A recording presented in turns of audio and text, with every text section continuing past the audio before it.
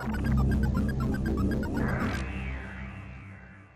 this is Chris Smith for T3.com with a video review of the Sony Ericsson Vivaz. Now, you've seen this phone probably splashed across your TV screens over the last couple of weeks with a really heavy advertising campaign from Sony Ericsson, who are throwing a lot of weight behind this phone. It's available to buy now, but how did it fare in our T3 review? Now, the main feature that Sony Ericsson has been shouting about for this phone is its capacity to record 720p HD video, and it's only really the second high-profile mobile phone release that we know of that can shoot high definition, the first being the Samsung 8910 that was released last year. Now, this is probably the smoothest and best HD video we've seen on a phone so far. It films 720p at 24 frames per second, and the results, as you can see from the footage on screen now, were really quite impressive. That feat is even more impressive when you consider just how small this little device is. It's only got a 3.2-inch touchscreen compared to the 3.7 on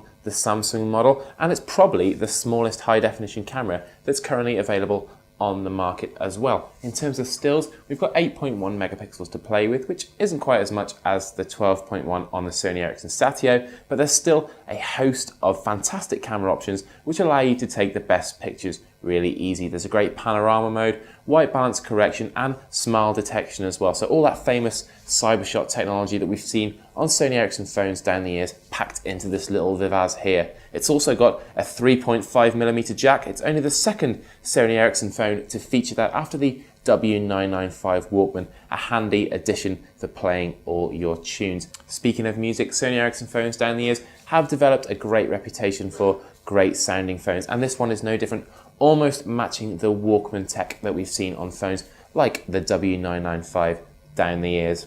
Now, as we mentioned, the phone is quite dinky. As you can see, it's only got a 3.2-inch touchscreen, and it feels extremely light in the hand, but the downside of that is it's also really plasticky as well. The design is nice, but it doesn't really give you that premium feel like some of the other Sony Ericsson phones, and certainly nothing like the iPhone or the new HTC phones that are currently on the market. Unfortunately, we can't claim to be too impressed by the 3.2-inch resistive glass touchscreen on the Sony Ericsson Vivaz. When you're swiping through the menus here, sometimes you can end up in a completely different place to where you want to be just by the wrong slip of a finger, and it isn't really that responsive at all. It doesn't really help that the phone is running on Symbian 5th edition, just like the Sony Ericsson Satio. While it is familiar, it really can't match up to the operating systems out there at the moment, the iPhones and Androids of the world that really are cleaning up the market at the moment. There's a long way for Sony Ericsson to go, but maybe the Android running X10 Xperia might correct a few of the flaws that we've seen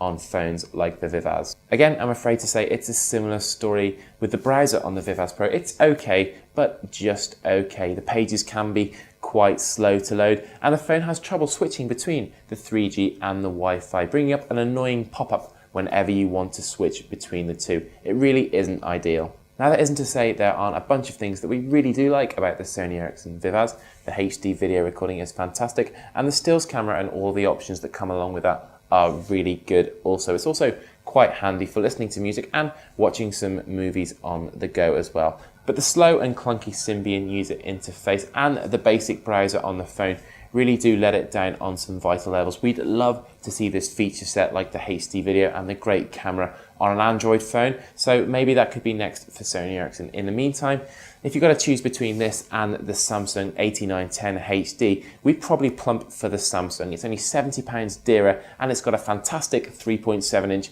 OLED screen to go with that, and some great options as well. But it's up to you. This is the Sony Ericsson Vivaz.